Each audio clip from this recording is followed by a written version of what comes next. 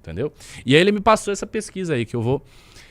novo, a internet está mudando nossa personalidade para pior. A conscienciosidade, eu acho que qual é a palavra original aí? É consciousness. Consciousness and extroversion. A conscienciosidade e extroversão estão em baixa. O neuroticismo, a neurose está em alta, com os jovens adultos liderando o movimento. Isso é uma mudança realmente importante. Há muita coisa acontecendo aqui, então vamos aos detalhes. Olhem só estes gráficos.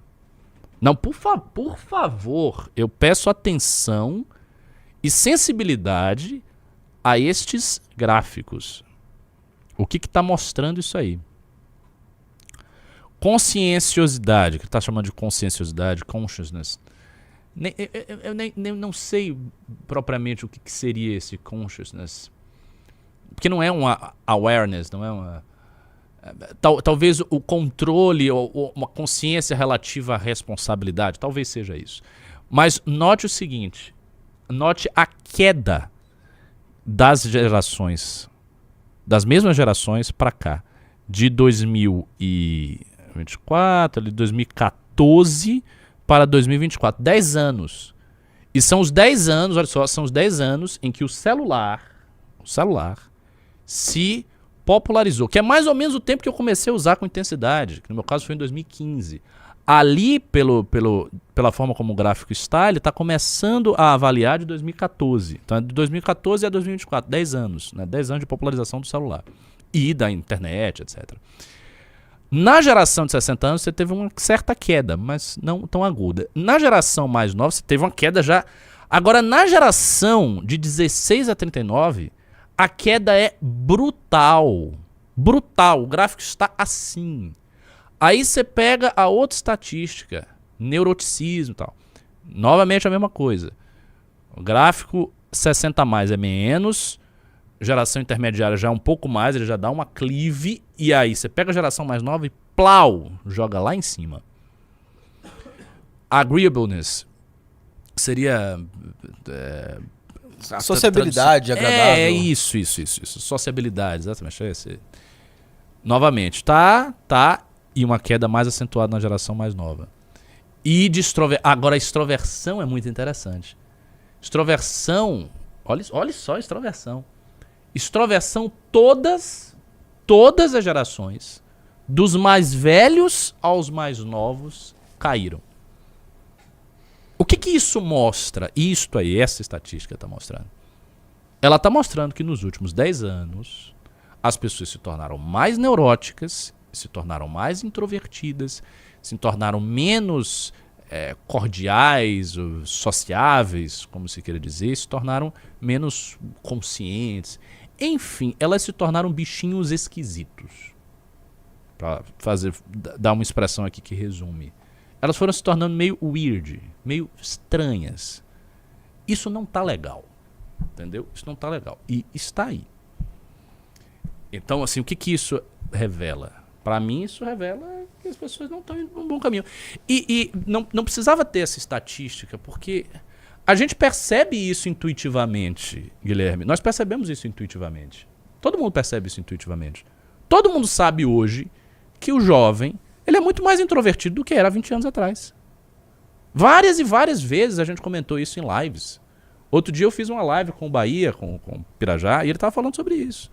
Né, da vida que o Arthur levou, da vida que o Renan levou. Eu sempre fui um cara precoce para leituras, coisas da inteligência. Sempre fui. Desde bem jovem que eu tô nisso. Então eu não era uma pessoa muito sociável em comparação com as pessoas da minha faixa etária, da minha geração. Então meus colegas, em geral, eram mais sociáveis do que eu. Eu ficava mais nas minhas leituras, como sempre fiz. Mas olha só, em comparação com a geração atual, eu sou extremamente sociável.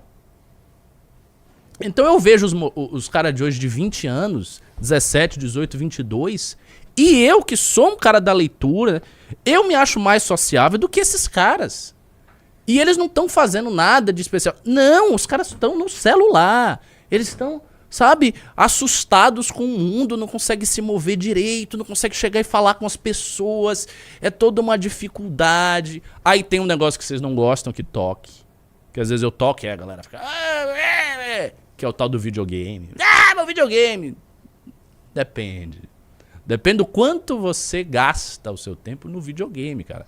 Você passar 4, 5 horas por dia, todo dia jogando, a sua vida é uma merda.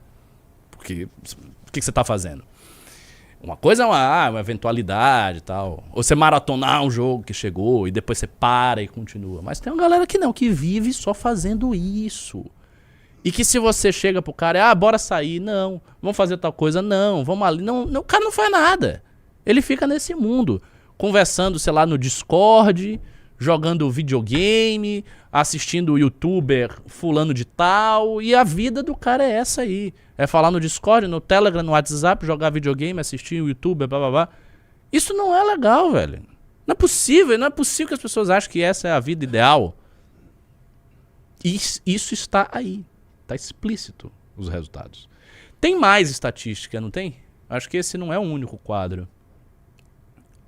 Ou não? Peraí. Deixa eu ver se ele vai ter mais alguma estatística. Não, aí ele tá explicando. Basicamente é a mesma coisa. Enfim, ele vai explicar... não. Ó. Tem outra aqui. O mundo digital está vencendo, outcompeting, tipo, ganhando do apego, do vínculo que você tem com o mundo real? Essa é a pergunta. E olhe quais são as questões aqui. Fazer planos e seguir os planos que você faz. Olha a queda, minha gente. Olha o tamanho do declive de 2014 para 2024. Vocês têm noção do que é isso? Da extensão dessa queda? E é uma queda, Guilherme, que não vai parar. Ela tá caindo e vai cair mais. Ou seja, as pessoas, especialmente das gerações mais novas, elas não conseguem mais fazer planos e seguir. Elas não têm mais agência. Fazer um plano, ser fiel ao seu plano, seguir e conquistar e cumprir, é uma das coisas básicas da agência moral humana. Você tem que ser capaz de fazer isso. E assim, quanto mais arrojados são os seus planos, de difícil execução, e quanto mais você consegue realmente cumpri-los, mais grandiosa é a sua força de vontade. Então por que a gente fala, por exemplo, que Alexandre Magno, que o Renan gosta tanto, foi um grandíssimo homem? Porque ele planejou conquistar o mundo. E ele meio que conquistou o mundo. Então, porra, se você planeja conquistar o mundo, você conquista o mundo, você é um cara muito foda. Você fez uma coisa muito impressionante. Porque não é assim qualquer abobalhado que vai dizer, não, eu vou conquistar o mundo amanhã. E o cara chega e conquista. Lógico que ele tinha condições, ele foi filho de reis, enfim. Mas ele fez uma coisa extraordinária. Ou você pega, por exemplo, grandes pensadores que resolveram fazer Tem um cara que ele chama James Frazer. James Frazer foi um estudioso do século XIX de religiões comparadas. Ele praticamente criou a disciplina das religiões comparadas, escreveu um livro imenso, em vários volumes, acho que são 12 volumes, chamado o Ramo de Ouro, The Golden Ball. O Frazer escreveu esse livro da seguinte forma: ele ia para a biblioteca e ele praticamente morava na biblioteca. Ele ficava lá horas a fio, só fazia isso, o cara estava lá se matando, e fez uma das obras de análise comparativa de religiões mais importantes da história. Pô, o cara teve um plano, ele concretizou o plano dele, ele foi até o final e ele fez o plano. Isso dá a medida da grandeza humana, a capacidade de você colocar planos, se impor metas e fazer as suas metas ocorrerem, executar as suas metas efetivamente. Essa nova geração não está conseguindo fazer isso. Ela não está conseguindo seguir os planos, nem fazer os planos. Ou seja, ela está diminuindo enquanto gente. Um dos pilares da humanidade, do processo de hominização, está sendo ferido, porque esta geração não consegue fazer planos e segui-los. Vamos ver as outras estatísticas. Vamos lá. Persiste até completar. Se você fez o plano, você persiste. Caiu um pouco em todas as gerações, mas a mais nova, bum, lá embaixo. Ou seja, a mais nova não consegue persistir em nada até concluir. Simplesmente desiste. Outra estatística. Facilmente distraído. Novamente, mesma coisa. Tá uma subida aí, uma subida gigantesca da nova geração. Ou seja, a nova geração é extremamente distraída. E isso é interessante. pode ser careless, descuidado, seria isso, sem cuidado. Pois bem, na geração mais velha, a geração mais velha caiu. Curiosamente, talvez aí a geração mais velha tenha recebido uma espécie de efeito educativo das novas moralidades, no novo entendimento do que você precisa ser em termos de cuidado, ao passo que a mais nova subiu. Ou seja, por todas as estatísticas que a gente consegue analisar, nós estamos vendo pessoas que não conseguem executar planos, que são neuróticas, que não têm concentração, que não são sociáveis, que são profundamente introvertidas, que se distraem com a maior facilidade e que são, de uma maneira geral, descuidadas. Que tipo de gente é esta? É uma pessoa sem capacidade de fazer nada? É uma pessoa idiotizada, enfraquecida, desvitalizada? Aí, para usar um termo que a direita neo-nietzschiana gosta, está faltando vitalidade. Tá? Um dos componentes da vitalidade é a capacidade de você fazer coisas. Se você não consegue fazer nada, e se você não consegue chegar nas pessoas para obter relações sociais, então, cara, você já era. Você não está fazendo nada, entendeu? E absolutamente é real que isto aqui é um dos fatores principais. A internet é um dos fatores principais. Por quê? Por motivos óbvios. Se você tem um computador portátil e você fica olhando esse computador dezenas de vezes, centenas de vezes, você passa horas e horas e horas a fio, como a gente costuma fazer, a sua concentração ela não consegue se fixar. Porque os conteúdos que passam aqui eles são muito rápidos. E eles estão cada vez mais rápidos. Eu me lembro, por exemplo, quando eu comecei a utilizar a internet, e surgiu a internet na minha casa, a principal rede social daquela época era o Orkut. Muitos de vocês talvez não conheçam o Orkut, sejam de uma geração não orkutizada. Mas havia o Orkut. O Orkut era uma coisa interessante, porque você tinha o seu perfil, né, e tinha lá depoimentos, as pessoas diziam que você gostavam de você, que você era legal, blá blá, e tinham as comunidades. E aí você ficava nas comunidades debatendo. E às vezes aqueles debates das comunidades do Orkut perduravam dias, você ficava ali, era que nem uns fóruns, aí você ficava, conversava, escrevia textos longos, aí você tinha que desenvolver um pensamento. Ou seja, havia um ritmo no Orkut de uma certa lentidão. Ele era mais devagar, e você conhecia as pessoas, e tinha um chat, você podia falar com as pessoas no chat, mas havia esse recurso, as comunidades, onde você explanava as coisas. Tinha um certo tempo mais pausado do pensamento, uma aceleração menor. Aí o Orkut foi substituído pelo Facebook. E aí veio o Facebook. E aí depois do Facebook, veio o Instagram. E essas redes sociais elas começaram a acelerar muito a sua interação com elas. Então hoje no Instagram você tem os tais dos reels. Você pega aqui e você começa a olhar várias coisas. Você vai passando uma e outra e outra e outra e outra e vai rápido. E no TikTok eu não tenho TikTok. Não tenho TikTok e não pretendo ter TikTok jamais. Não me interessa TikTok. O TikTok me parece levar essas tendências que eu estou descrevendo aqui ao seu extremo. Não é isso? Você que tem TikTok, é exatamente isso. Com certeza. Então, no TikTok é mais rápido ainda. Você pega só no TikTok e vai tac, tac, tac, tac, tac, tac, tac, tac, tac. E aí sua mente vem de uma coisa para outra. Tanto que as outras redes sociais copiaram o estilo do TikTok, então, porque viram que a pessoa ficava horas no TikTok. Horas presas no TikTok.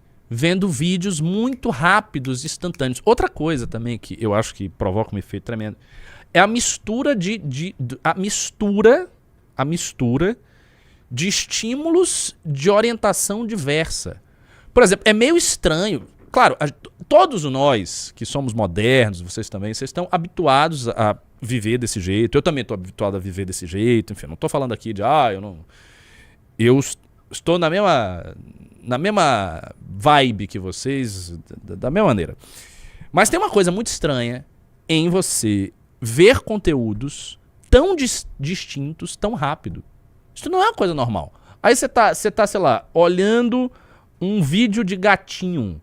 Aí depois tem um negócio de uma pessoa que foi assassinada, esquartejada. Aí depois tem outro vídeo de gatinho. Aí depois tem um negócio muito engraçado que você dá risada. Aí depois tem um meme de política. Aí depois tem, sei lá, alguma coisa absurda que um esquerdista falou, aí você fica com raiva. Aí depois tem uma notícia sobre Bolsonaro. Aí depois tem outro vídeo engraçado. Aí depois tem uma mulher de biquíni. Aí depois tem...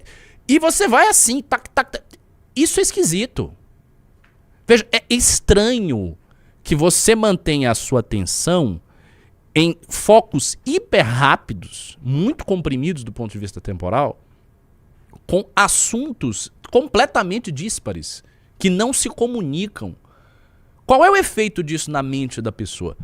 A meu ver, fica parecendo que a mente da pessoa vai se transformando numa espécie de caleidoscópio.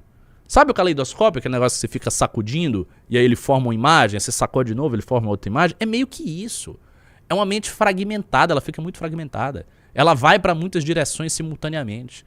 E no fim das contas, ela não vai para nenhuma direção de forma consistente. Esse é o ponto. Ela não vai para nenhuma direção de forma consistente porque ela não consegue se estabelecer em nenhuma direção. Porque a mente dela está oscilando com muita velocidade, presa a estímulos super rápidos. Então é óbvio que isso faz mal. É óbvio que isso faz mal. Curta, se inscreva agora e comente para ajudar o canal a crescer. Compartilhe esse vídeo e espalhe a palavra.